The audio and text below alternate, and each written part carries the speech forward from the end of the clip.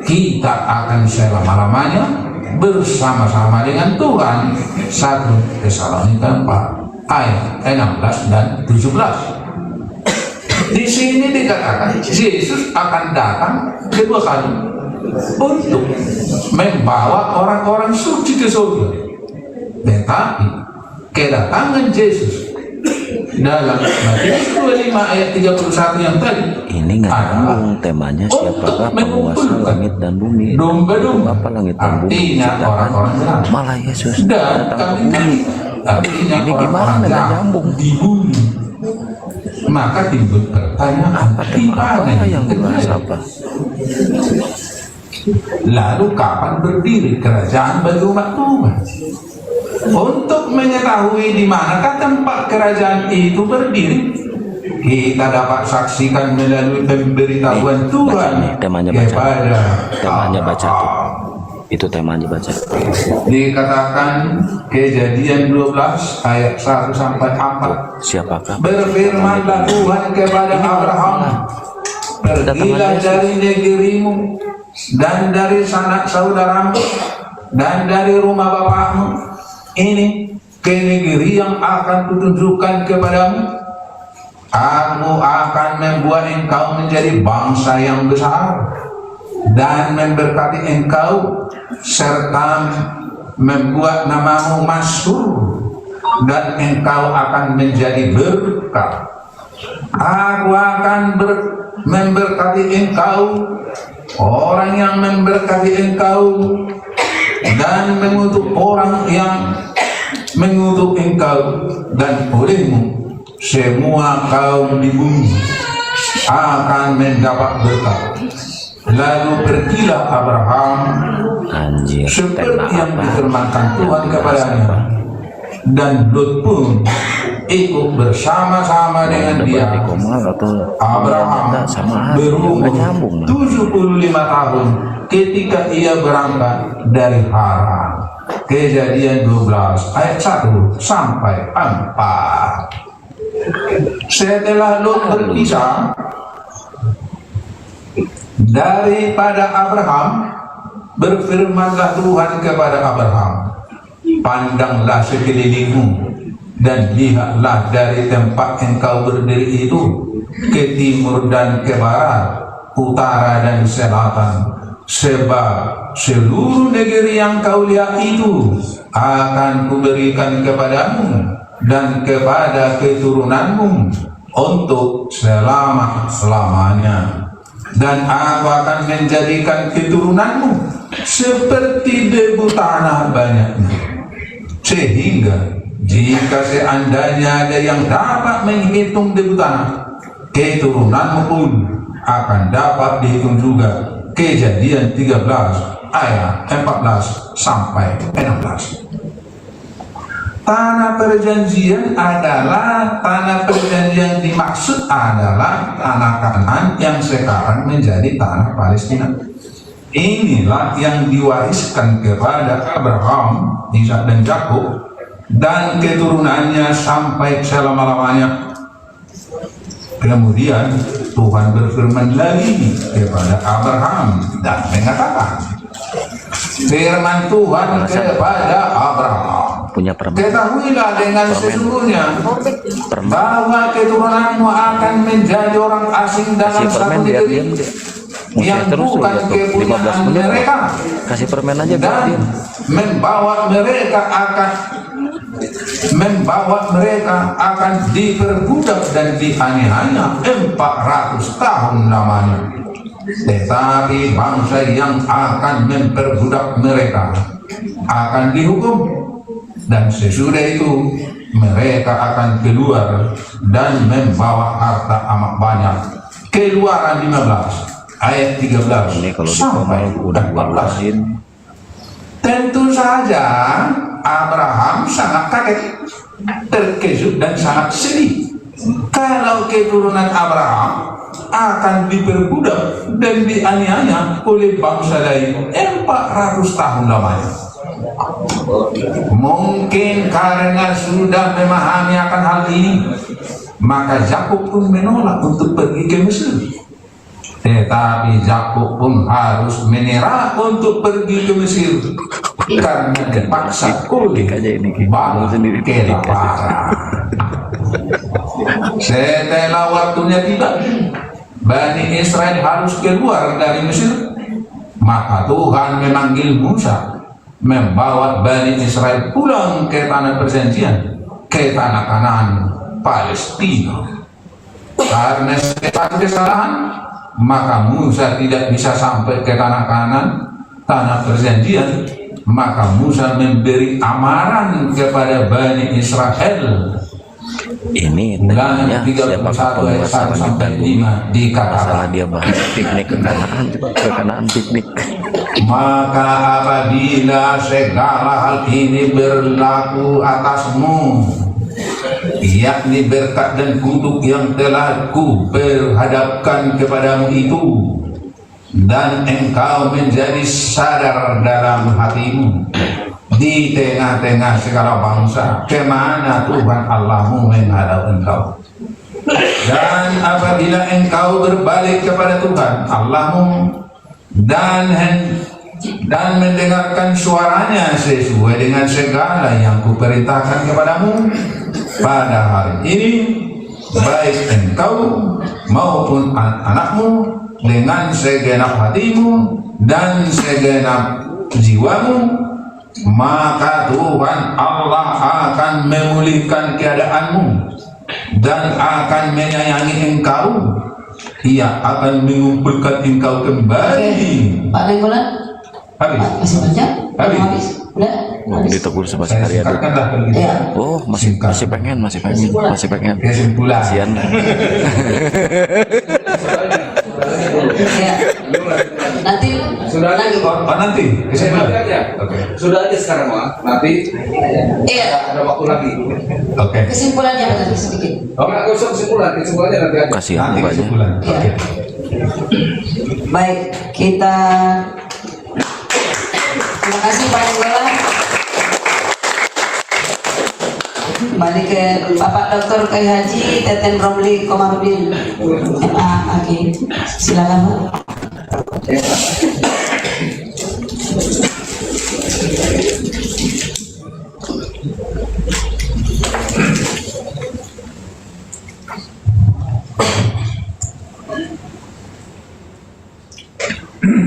Alhamdulillah,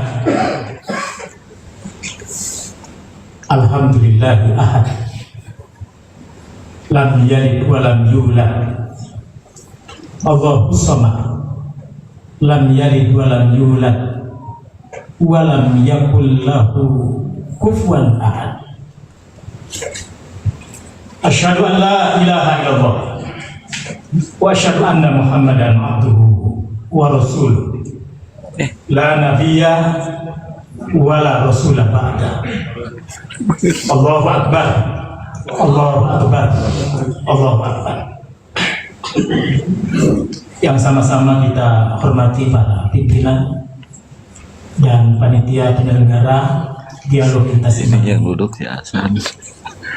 Rekan-rekan, saudara yang sama-sama beriktikad baik untuk sama-sama hadir di majelis mulia dalam rangka Silatul Fikri. Saya masih berat untuk menyebut silaturahim, Silatul Fikri, di mana tukar pikiran ini harapannya adalah terjalinnya baru silaturahim. Silaturahim yang tentu saja diikat dengan kalimat insawah. Apa itu kalimat insawah? Titik kalimat yang sama sesuai dengan judul yang dimintakan baik oleh panitia ataupun dari pihak saudara-saudara kami. Siapakah penguasa langit dan bumi, dan untuk apa langit dan bumi diciptakan? Mudah-mudahan judul ini menjadi kalimat insawah.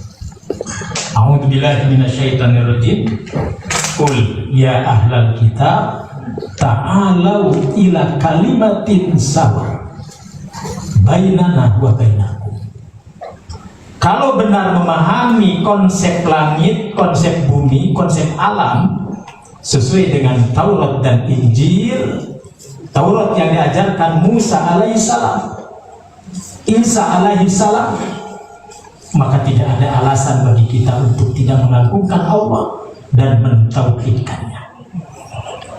Karena tak ada satupun ayat dalam Taurat dan Injil yang tidak menjelaskan itu semua, kecuali mereka yang mengingkari Taurat dan Injil itu sendiri. Al-munkiru la yufiduhu ta'wil walau tuliyat alaihi Taurat wal Injil.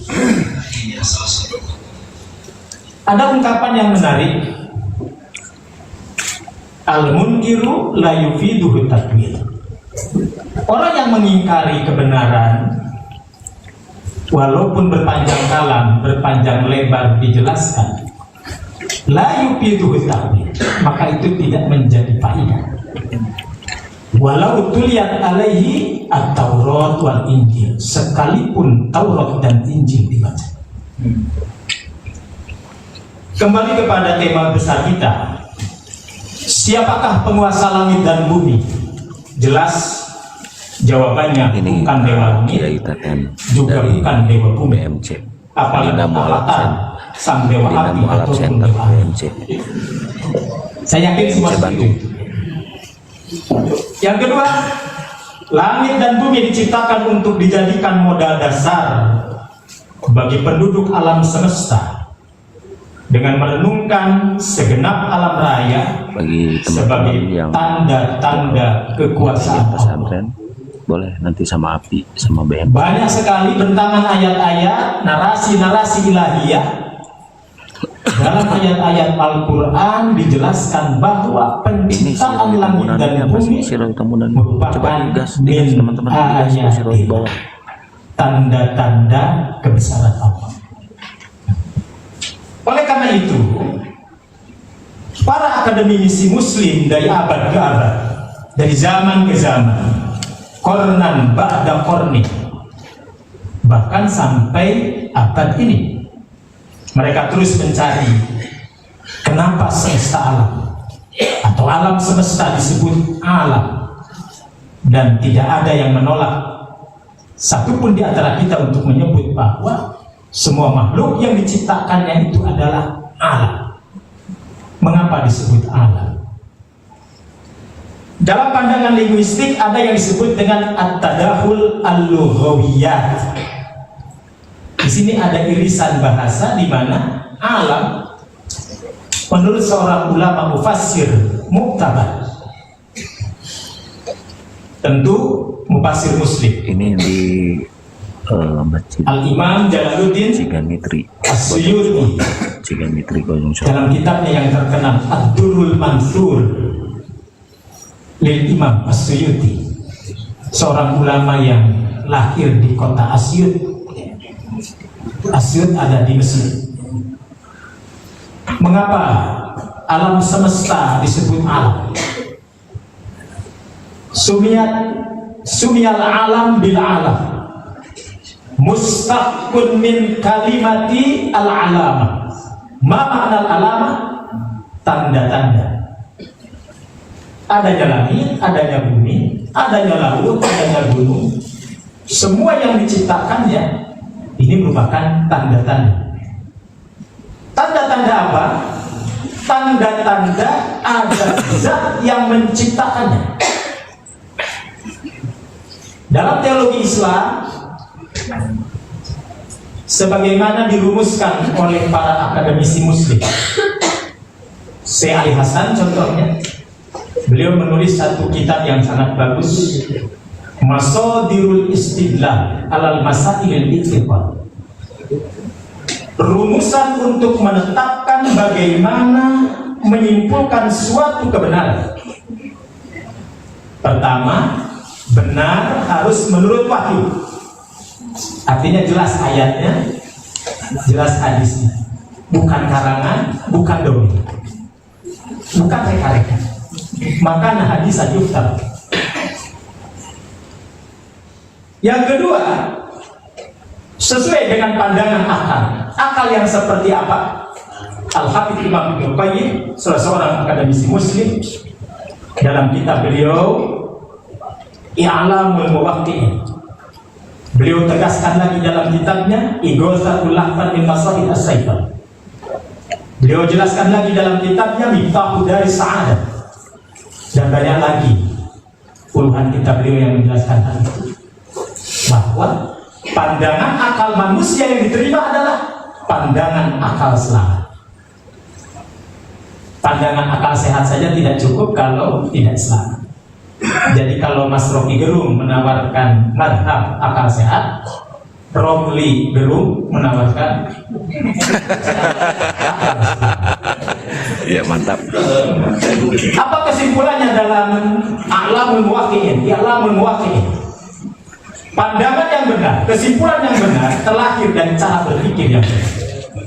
Cara berpikir yang benar terlahir dari akal yang selamat, dan ciri akal yang selamat adalah akal yang mau tunduk pada wahyu. Jadi tetap kata kuncinya wahyu. Maka dalam makalah saya nanti karena tadi sudah disebutkan Temanya 5 menit atau 7 menit untuk kuliah Tasawuf ya. dia malah ngebahas Saya istilahkan keyword Islam sebagai identitas agama wahyu.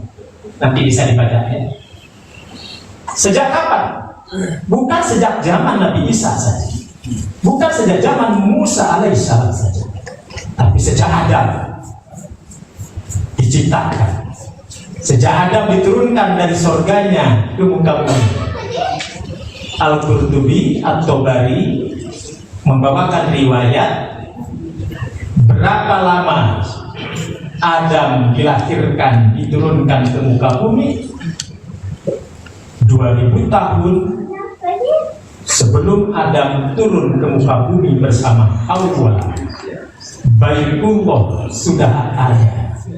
2000 tahun. Muslim ada yang baca. Berarti kita berbicara tentang agama samawi, kita berbicara tentang agamanya Adam, bukan agamanya Nabiullah Isa alaihissalam.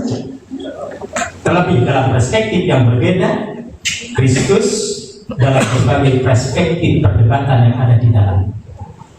Tapi bagi kami, sejak Adam alaihissalam. Saudara-saudara yang berbahagia, dan semua kita memohon dalam perlindungan Allah Subhanahu wa Ta'ala. Maka kata Al-Hafidz Al-Imam Jalaluddin As-Suyuti, apa itu yang dimaksud dengan Rabbul Alamin? Tuhan semesta alam. Zat Nur bin Lihat semua melongo. Belum semua. Zat yang menguasai alam. Raja di raja. Itulah Allah Rabbul Alamin. Ada banyak versi tentang penamaan Allah. Tetapi at-tasmiyatul muqaddasah alal masyhur Allah Jalla wa'ala.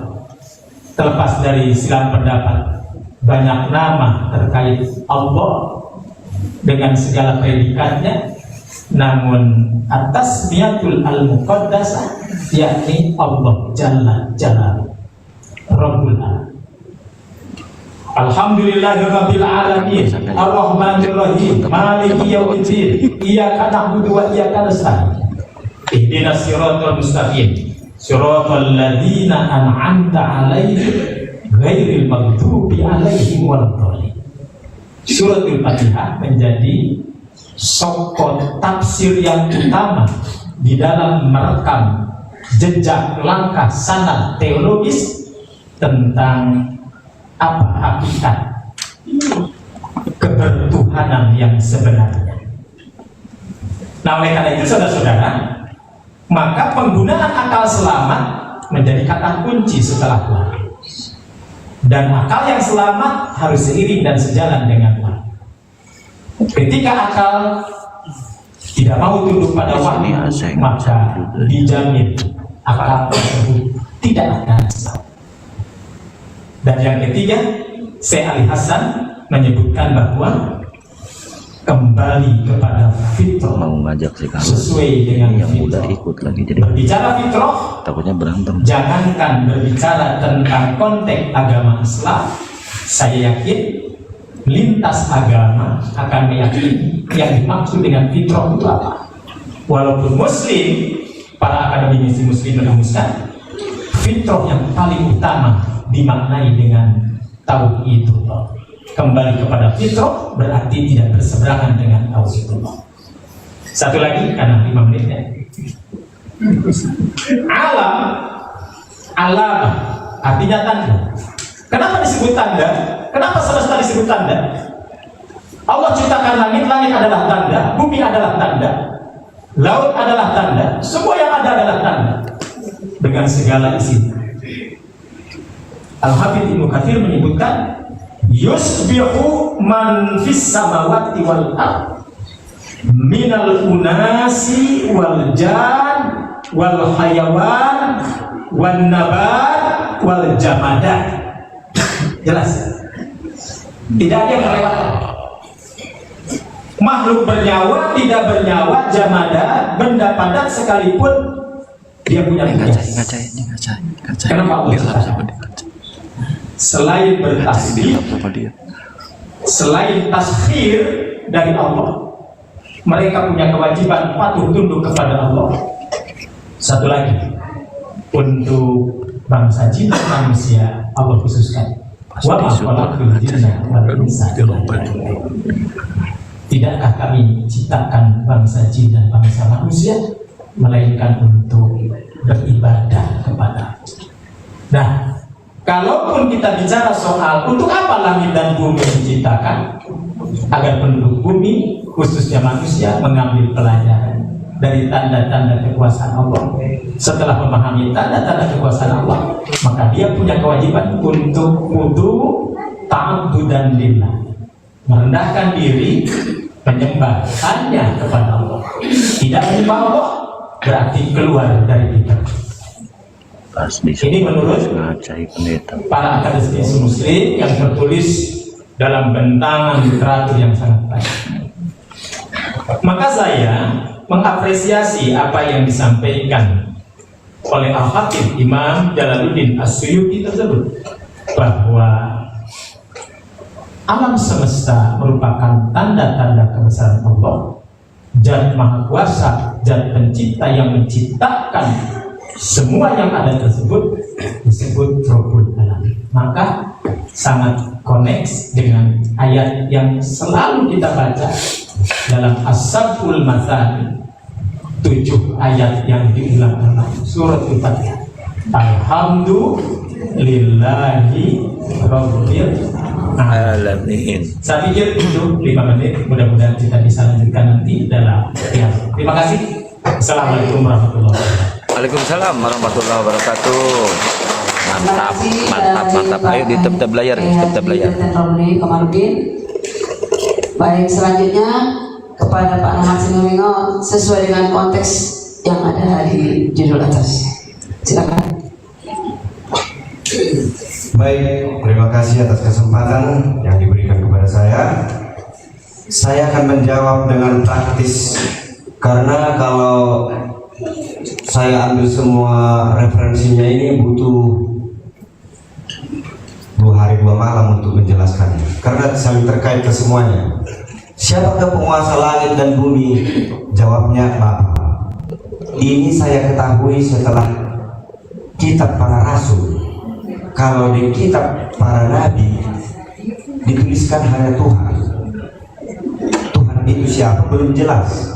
Barulah para rasul ada, Yesus datang, Yesus mengajarkan murid-muridnya yang 12. Disitulah kita mengatakan Bapa, karena dia juga berdoa kepada Bapa. Jadi penguasa langit dan bumi versi Alkitab adalah Bapa.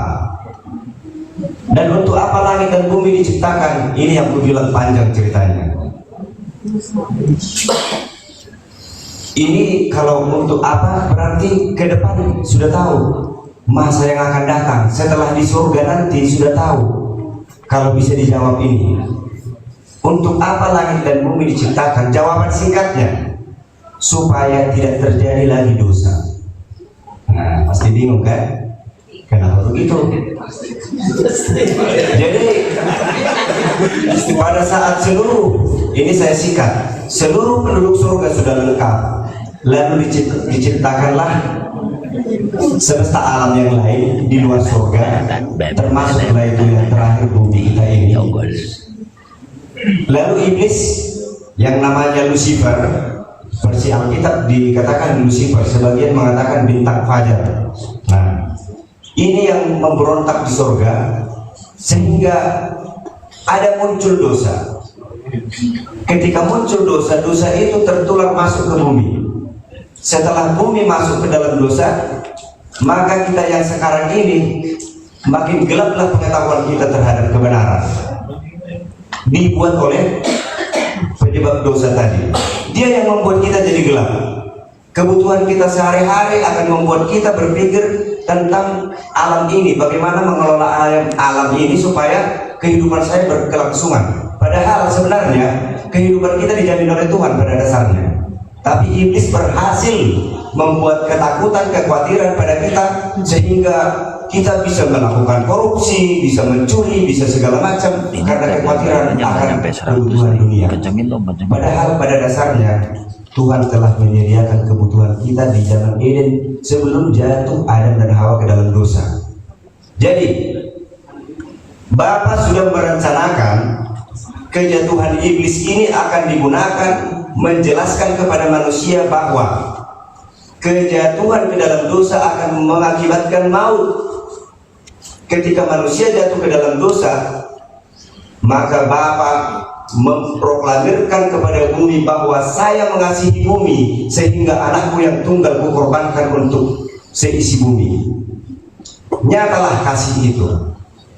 Makanya Paulus mengatakan jangan ada yang mempelesetkan ajaran saya. Ada mungkin di zaman Rasul Paulus mengatakan kita harus berterima kasih kepada iblis karena kejahatan iblis membuat Bapa itu jadi baik. Nyata kebaikannya. Salah. Ada itu ditulis Paulus itu. Ada orang yang memfitnah saya, menuduh saya, mengajarkan kita harus berterima kasih kepada setan karena kejahatan setan membuat kebaikan Bapa itu semakin nyata. Jadi bukan begitu ya. Kepada Lucifer sewaktu dia masih malaikat yang sempurna, kepadanya diberikan kemerdekaan untuk memilih, kamu setia kepada pemerintah, penguasa, Bapak, atau memberontak kepada Bapak, silahkan. Makanya kita orang tua juga jangan memaksa anak kita ya. Sedangkan Bapak tidak memaksa semua ciptaannya, bebas. Mau memberontak sama saya, akibatnya begini. Mau setia kepada saya, akibatnya begini. Hanya dijelaskan. Jadi kita pun harus kita tiru gaya mereka yang benar-benar kurus ini. Tidak ada memaksa, tapi kasih tahu kalau begini nanti akan begini akibatnya, kalau begini akibatnya, silahkan pilih. Kecuali dia masih di bawah umur, kita harus menuntun dia. Jadi untuk apa langit dan bumi diciptakan? Kita harus tahu ke depan. Nanti setelah Tuhan datang, semua dihakimi, ada yang masuk neraka, ada yang masuk surga. Kemudian semua orang jahat termasuk Lucifer dan sepertiga jumlah malaikat yang ada di surga yang dipengaruhi Lucifer ini akan dibakar di dalam neraka di bumi ini. Kemudian berdirilah kerajaan di bumi ini dan selanjutnya kekekalan, hidup kekal. Pertanyaannya, apakah setelah hidup kekal nanti sudah dibunuh Lucifer dan orang-orang jahat beserta malaikat yang mengikutinya? Tidak akan mungkin terjadi lagi karena sudah ada pengalaman. Pengalaman bumi akan menjadi museum semesta alam. Alam akan menyaksikan kematian Yesus di kayu salib akibat dari pemberontakan Lucifer. Saya berani katakan berdasarkan pengalaman dari membaca Alkitab, seandainya Lucifer tahu akibat dari pemberontakannya Yesus akan mati di kayu salib, mungkin dia bertobat sebelumnya. Tapi karena belum berpengalaman, tidak tahu akibat dari pemberontakannya, sudah terlanjur jauh dia ke dalam kejahatan, dia tidak mungkin lagi kembali ke surga. Tidak mungkin lagi kembali. Makanya kita pun kalau berbuat jahat, masih ada rasa takut. ikuti perasaan itu, karena itu Roh Kudus mengetuk hati kita. Tapi kalau tidak ada lagi rasa takut berbuat jahat, berarti roh yang baik itu sudah hilang, udah roh yang jahat yang masuk di pikiran saya. Jadi rencana Bapak jauh ke depan, setelah nanti selesai masalah bumi, perkara di bumi sudah naik semua ke surga, supaya tidak terulang lagi dosa untuk selama-lamanya. Itulah dibuat bumi ini menjadi bukti bahwa Bapa sangat mengasihi ciptaannya. Anaknya yang tunggal dikorbankannya mati tanpa dosa demi menggantikan dosa yang dilakukan Adam dan Hawa. Jadi kalau dosa balasnya harus maut, yang tadinya maut dialami Adam dan Hawa. Kalau Adam dan Hawa mengalami maut, tentu kita tidak ada lagi di sini. Karena ditolong, diselamatkan oleh Yesus Kristus mati di kayu salib, maka Adam dan Hawa hidup dan turun temurun sampai kita sekarang masih bisa berbicara sekarang. Jadi singkatnya, untuk apa langit dan bumi diciptakan? Supaya tidak terulang lagi dosa nanti di dalam hidup kekal, karena sudah menjadi pengalaman akibat dosa sudah tahu. Terima kasih. Baik, terima kasih Pak Ahmad. Nah, langsung kita sampaikan kepada Pak Kores. Bagaimana teman-teman Bapak? Oh, belum, masih ini ya, narasi ya. Lanjut.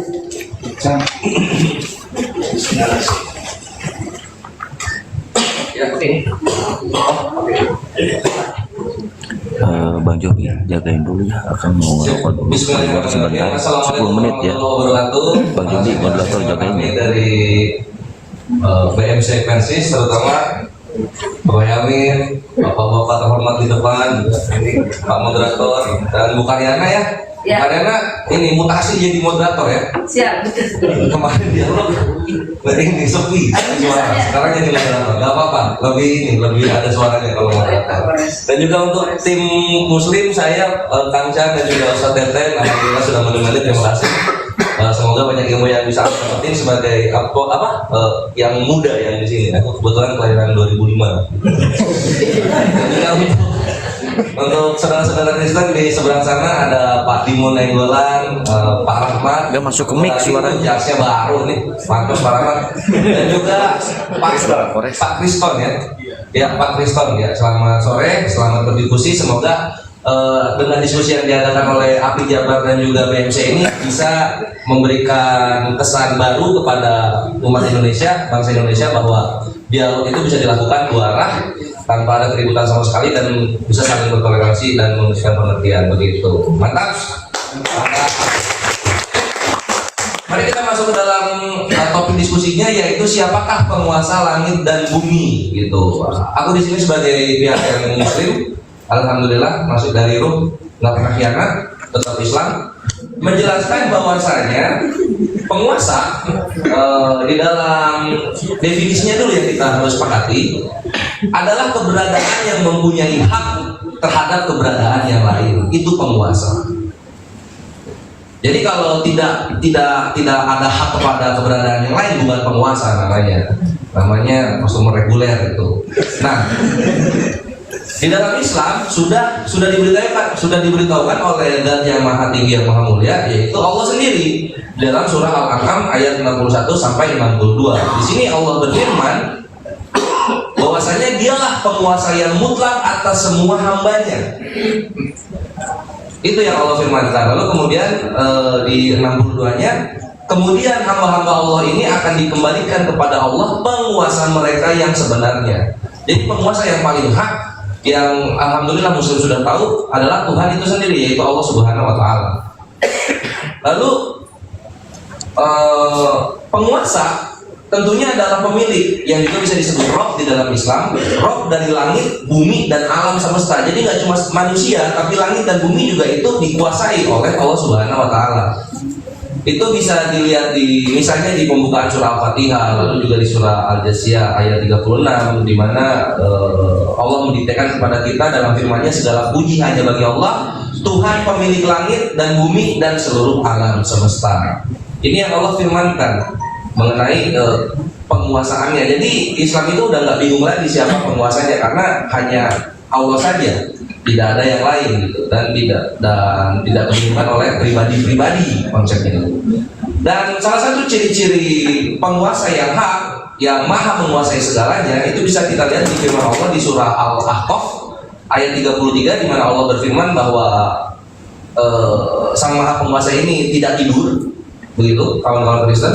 Dan juga dalam surah Al-Furqan ayat 58, di mana yang maha menguasai ini tidak mati. Jadi kalau misalnya pernah tidur dan pernah mati, bukan penguasa dalam perspektif Islam, begitu. Dan juga salah satu yang paling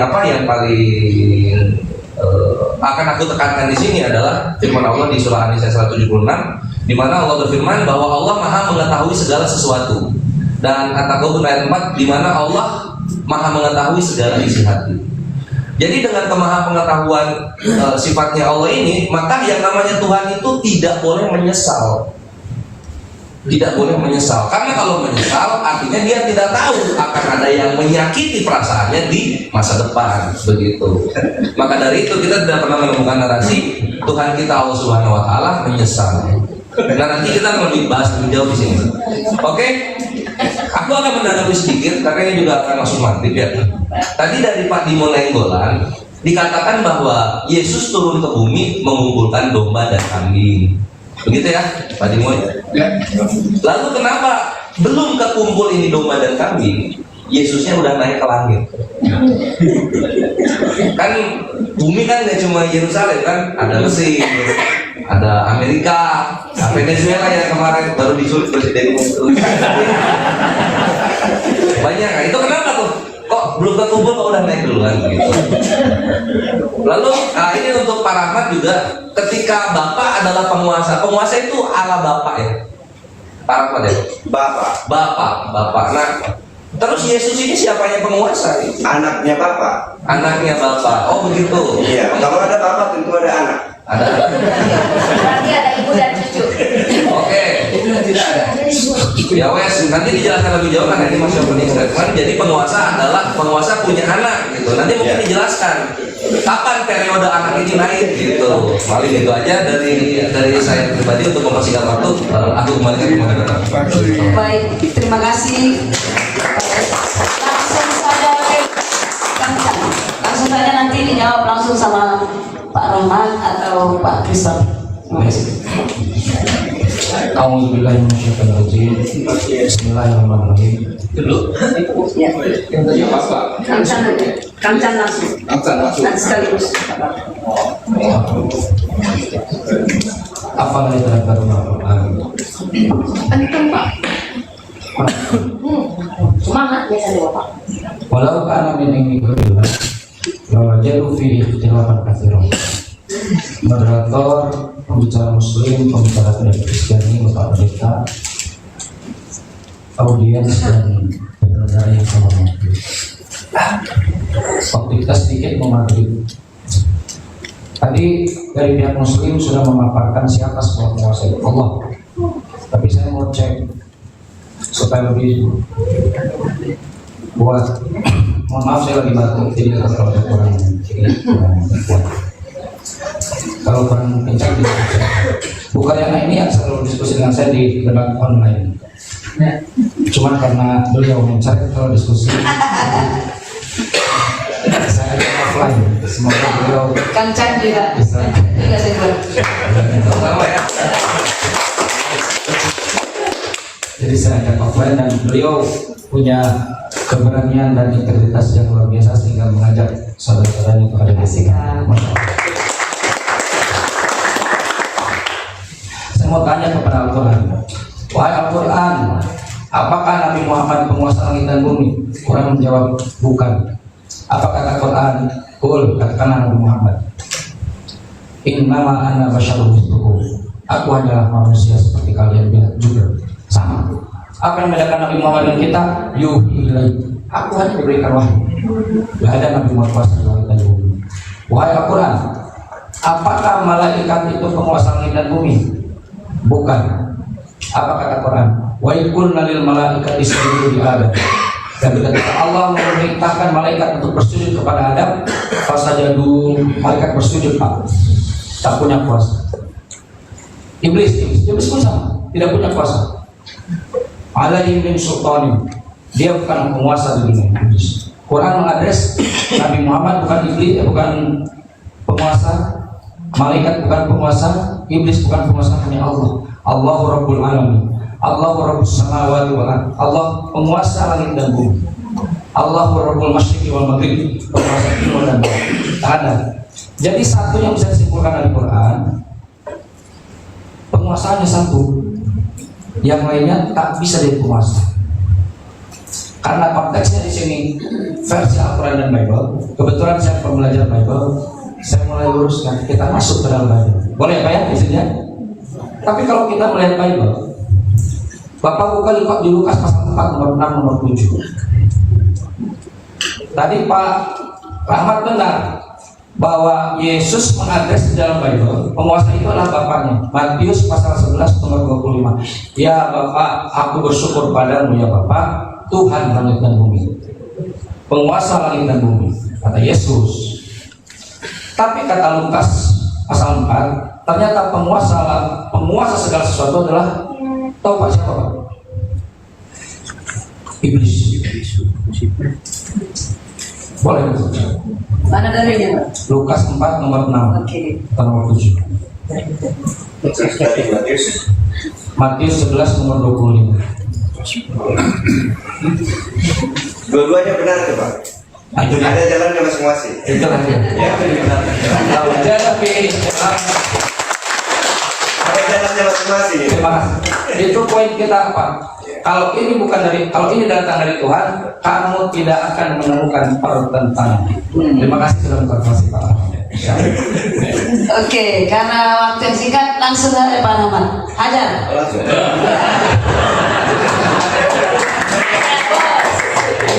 Ya, saya jelaskan ya. Saya belum membaca ini Lukas 4 ayat 6 sampai 7 kalimatnya. Coba dibacakan dulu.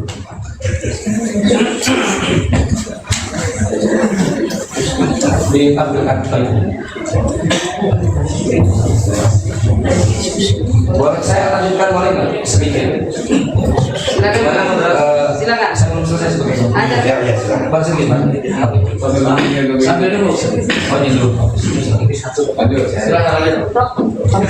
Waktu tinggal 30 menit, langsung kita istirahat. Iya, saya dulu ya. Ya, belum selesai soalnya. Saya dulu tadi. Kalau saya bertanya kepada Quran, siapa yang tidak boleh dipercaya sebagai penguasa? Nabi Muhammad tidak boleh, penguasa langit dan bumi. Malaikat tidak boleh. Iblis pun tidak boleh, hanya Allah yang boleh.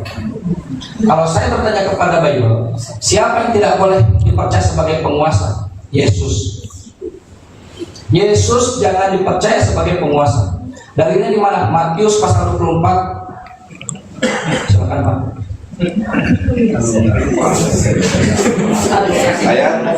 Nomor 3, nomor 4. Udah hafal. Koten harus nyari dulu, lihat sibuk nyari. Nomor 23. Sibuk nyari.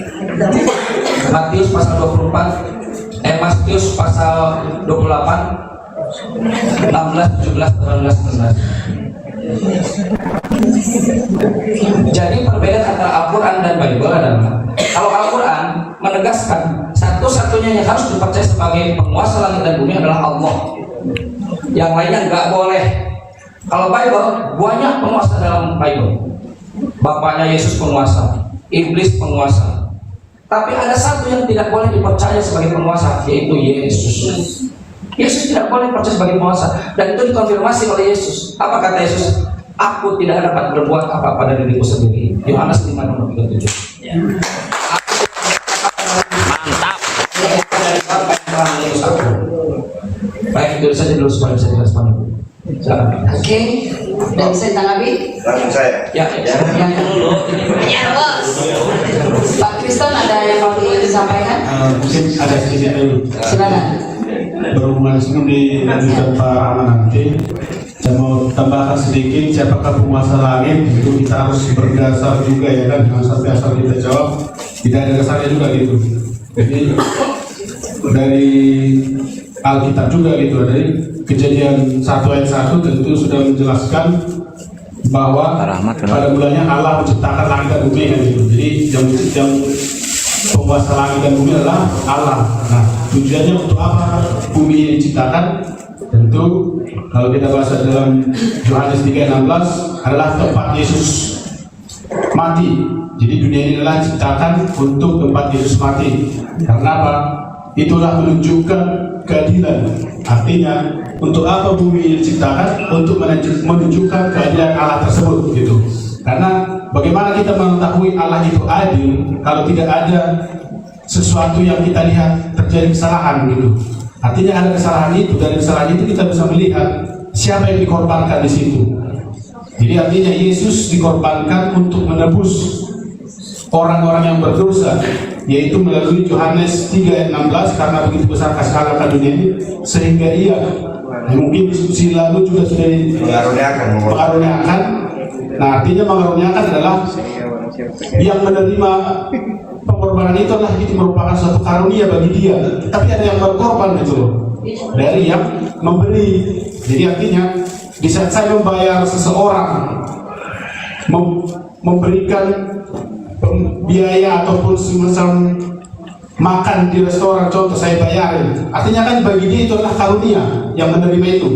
Tapi bagi saya yang membayar itulah merupakan suatu pengorbanan bagi saya gitu loh. Jadi maksudnya pengertian dari Yohanes itu adalah seperti itu. Jadi artinya tujuan daripada diciptakan bumi ini adalah untuk menunjukkan bahwa apakah Allah itu adalah adil.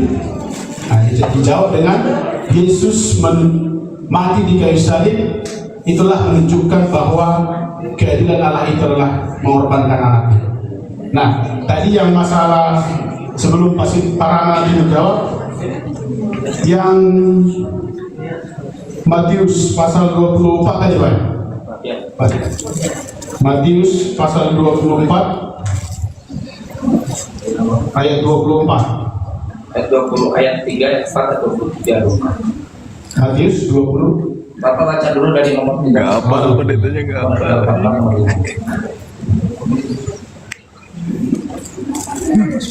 Kalau kita lihat perikopnya ini adalah menunjukkan bahwa banyak pembinasa-pembinasa palsu dan menunjukkan banyak mesias-mesias palsu. Jadi ini adalah perikopnya menunjukkan. Jadi kalau ada orang berkata, lihat di sana ada mesias, lihat di sini ada mesias. Nah, artinya kan orang jadi bingung. Nah, itu yang ditekankan di sini. Jangan kamu percaya, jangan kamu asal percaya pada setiap orang. Jika ada orang berkata, ada di sana Mesias, ada di sana Mesias. Masukkan kata-kata orang baca coba. Iya, yang Matius nomor 3 nomor 1. Bacakan dulu coba. Matius 23 ayat 24 ayat 3.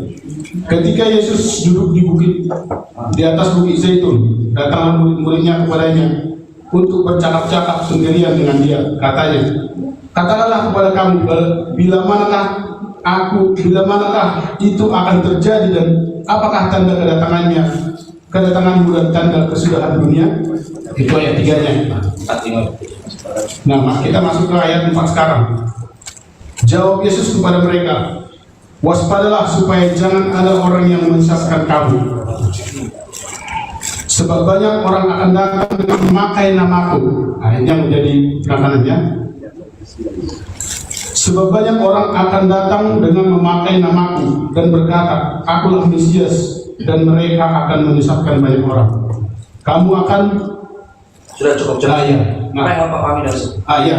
Artinya Yesus lebih menekankan supaya kamu jangan asal sembarangan kepada orang-orang yang menyebut saya juga Mesias, saya juga ini. Kan itu maksud ini. Berarti akan ada oknum yang mengaku Yesus. Iya, itu artinya akan Mesias. Akan ada oknum yang mengaku Yesus dan mengaku Mesias. Betul. Sekarang nomor 24, nomor 23. Pada waktu itu jika orang berkata kepadamu, lihat Mesias ada di sana, ada di sini, atau Mesias ada di sana, jangan kamu percaya.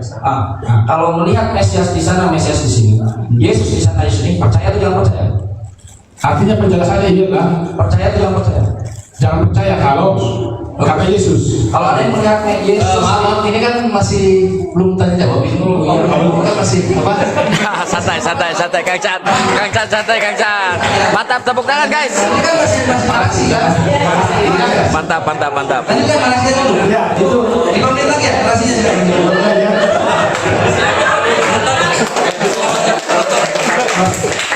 baik. Ini poin selanjutnya. Jangan juga TikTok. Artinya kesepakatan bahwa di dalam Bible menjelaskan pemilik bumi adalah Bapa itu sendiri atau Allah, Tuhan Allah, dan tujuannya adalah tujuan bumi diciptakan untuk menunjukkan keadilan Allah itu sendiri, yaitu dengan matinya Yesus. Itu tujuannya. Terima kasih. Baik, terima kasih Pak Rahman. Silakan. Durasi waktu sesingkat mungkin. Di sini masih ada kencang ini saudara-saudara. Kencang. Kancan itu Menurut jadwal. Oh sudah. yang di depan udah tadi. Jadi Kristen terbalik ya, jadi Iya, Kristen belakang. apa tadi menyingkat waktu? Nah, tadi dikatakan iblis penguasa. Ya, iblis penguasa. Mengapa tertulis di Alkitab bahwa bumi di bawah kuasaku, kata iblis kepada Yesus? Gitu ya? Pertanyaannya? Lukas pasal 4 Pak. Coba. Iya. Iblis berkata kepada Yesus, bumi milikku. Kuasa itu akan kuberikan kepadamu, tapi sempatlah aku, kata iblis kan? Dapat kuasa dia juga kan ya. Iya. Jadi begini, sebenarnya penguasa Bapa. Kenapa bumi dikuasai oleh iblis? Ketika Adam dan Hawa jatuh ke dalam dosa, yang menang adalah iblis. Ya. Jadi jangan sakit hati kita bilang menang iblis di bumi ini terhadap Yesus. Nah, Yesus ini siapa? Pelaksana semua apa yang diinginkan Bapa. Itulah Yesus. Nah, jadi menang iblis. Ketika Adam dan Hawa jatuh ke dalam dosa, bumi sudah dikuasai oleh iblis. Bahkan sepertiga dari jumlah malaikat yang ada di surga ditarik oleh iblis, tinggallah di surga yang 2/3 tetap setia kepada Bapa, tetapi yang sepertiga diusir dari surga, dilemparkan, jatuhnya ke bumi. Makanya bumi kita ini sudah dikuasai mereka. Kecenderungan hati kita jahat. Memang hati secara roh menginginkan yang baik, tetapi perbuatan kita selalu jahat, selalu berdusta, selalu itu yang paling sering kita langgar ya, berdusta. Nah, itu satu bukti bahwa bumi ini sudah dikuasai oleh iblis, kecenderungan kepada yang jahat. Yang terus mengatakan aku menginginkan yang baik, tetapi selalu yang jahat yang berbuat. Nah, itu bukti bahwa bumi ini sudah dikuasai oleh iblis. Jadi bedanya, karena judul ini penguasa langit dan bumi itu kecil dibanding semesta alam. Kalau Bapa penguasa seluruh yang ada ciptaan semesta alam, jadi sebagian dari semesta alam itu adalah langit dan bumi. Langit dan bumi ada kehidupan Adam dan Hawa berketurunan sehingga kita ini banyak. Ini sudah jatuh ke tangan iblis. Aku menang, kata iblis terhadap Yesus. Nah, ketika Yesus datang ke bumi, dia berpuasa 40 hari 40 malam di padang gurun. Datang iblis mencoba Yesus. Itulah proses perbicaraan ini. Ya, cukup 2 menit lagi kan. Silakan tanggapi 1 menit.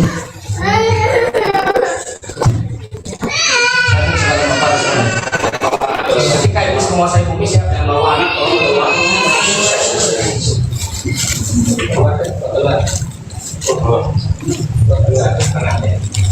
Ketika iblis menguasai bumi, Bapak menguasai bumi tidak? Menguasai. Jadi ada 2 pemasangan. Bapak membiarkan bumi dikuasai oleh iblis. Bukan itu yang saya tanya. Ketika iblis menguasai bumi, Bapak menguasai bumi tidak? Menguasai. Jadi ada 2 pemasangan. Ya. Itulah poin berikut. Seperti ini Pak, biar ku jelaskan. Prabowo menguasai Indonesia, Pramono Anung menguasai Jakarta. Oh, jadi iblis menguasai bumi, Bapak menguasai semesta alam. Jadi iblis Prabowo berhak di DKI, walaupun ada Pramono Anung. Kira-kira begitu. Jadi iblis adalah tangan kanan Bapak. Bukan. Gubernur tangan subnya presiden. Ah, bedanya di situ. Kalau antar presiden dengan gubernur. Masalah. Iblis adalah pemberontak. Bapak ingin menunjukkan akibat dari perbuatanmu ini sampai dosamu itu matang. Lihat nanti akibatnya. Jadi Bapak itu banyak sabar. Dibiarkan supaya nyata kejahatanmu itu, sampai mulutmu sendiri nanti akan berkata, adil engkau Tuhan, bakarlah aku ke dalam neraka. Jadi pernah bumi ini dikuasai oleh dua oknum yang berbeda. Bapak yang Tuhan dan iblis. Sekarang sedang dikuasai oleh iblis. Oh sekarang juga? Iya. Wih, Masya Allah.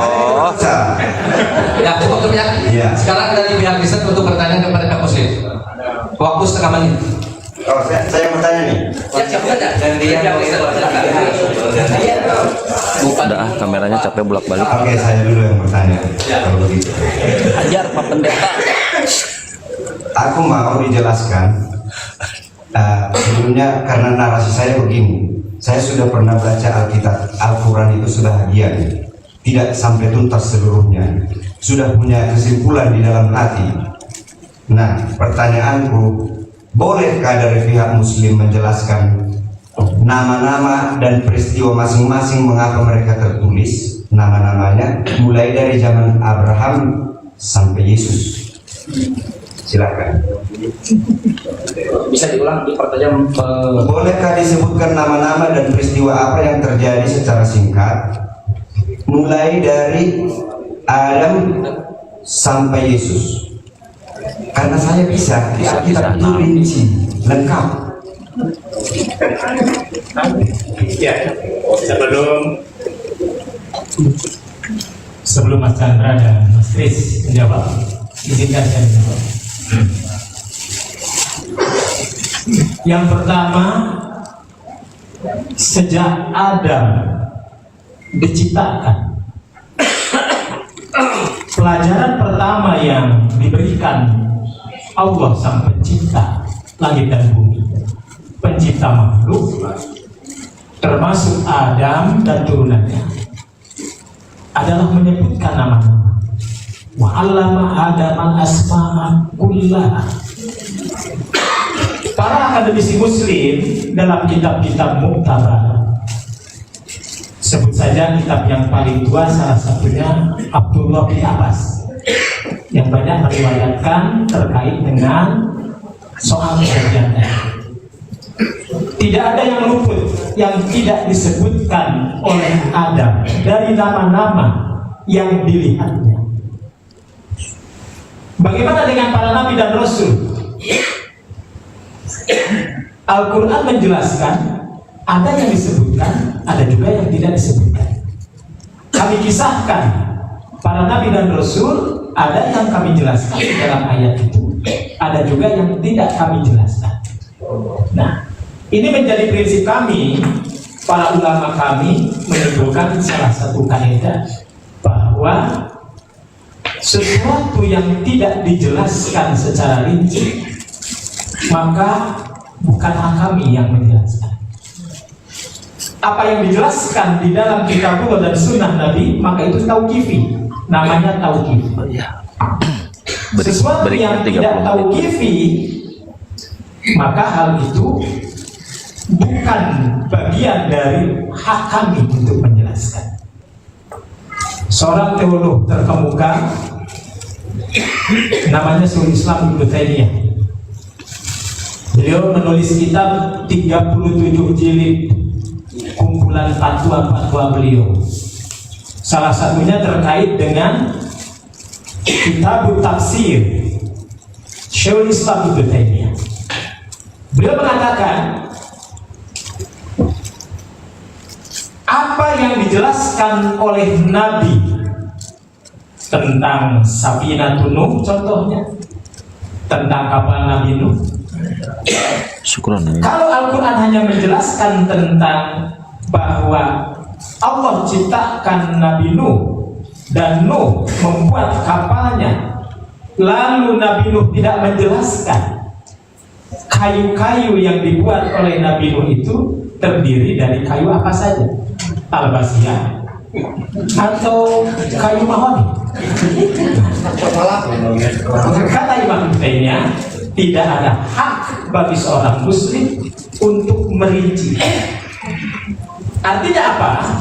Jangankan dalam persoalan besar, persoalan kecil pun dalam agama kami tidak diberikan kewenangan di mana akal manusia untuk mendahului wahyu. wala taqfu ma laisa laka bihi ilmun inna sam'a wal basar wal fu'ad ulaika kana anhu mas'ula. Begitu cukup. Silakan ditanggapi. Ya. Terima kasih jawabannya. Bukan nama-nama yang diciptakan Tuhan.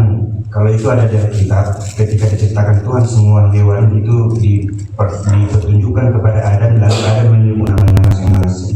Bukan itu yang saya maksud tadi. Nama-nama tokoh dari zaman Adam sampai Yesus. Saya boleh jelaskan. Saya ingin membuktikan bahwa isi Alkitab lebih lengkap daripada Al-Quran karena saya sudah baca Al-Quran. Adam, beberapa keturunan Nuh. Terang kebenaran di masa Adam adalah apabila engkau berdosa, engkau harus mempersembahkan kurban. Dikorbankannya lah hewan. Habil mengorbankan, tetapi Kain melenceng buah-buahan yang dikorbankannya. Nah, di zaman Nuh, kebenaran pada zaman Nuh, buatlah bahtera supaya masuk semua mereka yang percaya. Yang tidak percaya tidak mau masuk, maka mereka akan saya bunuh, kata Tuhan. Itu tadi yang disebut menyesal, itu bahasa manusia menyesal menciptakan. Itu urutannya. Lalu beberapa keturunan semuanya kafir, keturunan Nuh ke bawah. Barulah muncul Abraham yang benar di mata Tuhan. Itu tertulis di Alkitab. Jadi bapaknya Abraham juga kafir ya, si Terah. Abraham satu-satunya orang yang benar di bumi, kata Tuhan di dalam Alkitab. Setelah Abraham, Ishak anaknya, Yakub anaknya, 12 suku Israel, sampai mereka diperbudak di Mesir 400 tahun lamanya. Kemudian dibawa Musa ke tanah Kanan. Musa digantikan oleh Joshua. Setelah Joshua berganti lagi sampai Israel meminta raja seperti dunia, ikut-ikut dengan dunia. Akhirnya Tuhan menuruti permintaan Israel. Terpilihlah Raja Saul pertama. Saul, setelah itu Daud, setelah itu Salomo. Kemudian kerajaan Israel terbagi dua, 10 suku dan 2 suku. 2 suku dipimpin oleh Rehabeam, 10 suku oleh Jerobeam. Sampai mereka beberapa kerajaan turun-temurun, sampai mereka dibuang ke pembuangan karena tidak setia kepada Tuhan. Akhirnya di pembuangan didirikan lagi. Setelah di pembuangan tadi, Yerusalem yang pertama yang dibangun oleh Raja Salomo dihancurkan oleh Assyria, kerajaan Assyria. Lalu dibangunlah kembali itu di masa Esra dan Nehemia. Ada 3 raja kafir sebenarnya, tapi digerakkan Tuhan. Artinya itu tertulis di Alkitab. Tuhan menggerakkan hati 3 raja untuk membangun kembali Yerusalem. Dibangunlah Yerusalem yang kedua. Nabi waktu itu Esra dan Nehemia. Kemudian Yerusalem yang kedua ini ada sampai di zaman Yesus lahir. Itulah Yerusalem yang kedua, yang tidak sebagus yang dibangun Salomo. Ya, cukup. Jadi cukup narasi saya lebih rinci. Ya. Silakan direspon kembali. Iya, pakai apa? Ini aja nggak apa-apa. Nah, Pak Rahmat, mengenai perkara Bible lebih rinci dari Al-Quran, lebih lengkap dari Al-Quran, kalau boleh tahu, itu ceritanya semua dari Tuhan atau dari orang? Kalau boleh tahu. Semua cerita yang ada di Alkitab adalah tulisan manusia. Tapi Tuhan mengatakan, ya, jadi Tuhan tidak pernah menulis langsung nih, Rahmat bacakan sama Nah, maksudnya Anjir, diketawain kalau berjamaah. semua manusia yang nulis jangan diadu dengan Ya, Al-Quran. manusia yang bagaimana maksudnya Pak? Manusia yang bagaimana? Jadi begini ya, Wah, dibantu. di setiap zaman Tuhan memilih seorang yang terbaik di bumi. Bukan raja, mungkin seorang petani, mungkin seorang yang dikucilkan, dipilih oleh Tuhan karena dia mempunyai kejujuran, kerendahan hati. Maka kepadanya dibukakan tingkap-tingkap langit, rahasia surga dibukakan, dan dia menulis semua apa yang dilihatnya. Oh iya, menulis semua apa yang dilihatnya. Jadi siapa yang nulis kitab-kitab hakim-hakim? Nah, contoh ya, Musa. Enggak, hakim-hakim kitab hakim. Kenapa? Tunggu dulu. Kenapa Musa bisa melihat penciptaan? Padahal jauh. Tadi menurutnya saya bilang tadi, mulai dari Abraham, Nuh, Iya, nanti berikutnya Adam, maghrib. Nuh, Abraham, jauh itu ke Musa. Kok bisa Adam tidak tahu bagaimana penciptaan? Musa tahu, dipertontonkan kepadanya, disaksikannya, lalu ditulis dengan bahasanya sendiri. Begitu cara Tuhan. Siap, ini aku lanjut ya berarti. Nah, pertama itu jadi jangan nggak apple to apple ketika membandingkan Bible lebih lengkap daripada Al-Quran. Ternyata itu hasil rembugan manusia-manusia yang menulis. Sedangkan Al-Quran itu bukan dari manusia semua sumbernya. Memang firman Allah yang disampaikan kepada Nabi, lalu sahabat-sahabat menuliskan. Jadi primary sourcesnya itu Allah Subhanahu Wa Taala.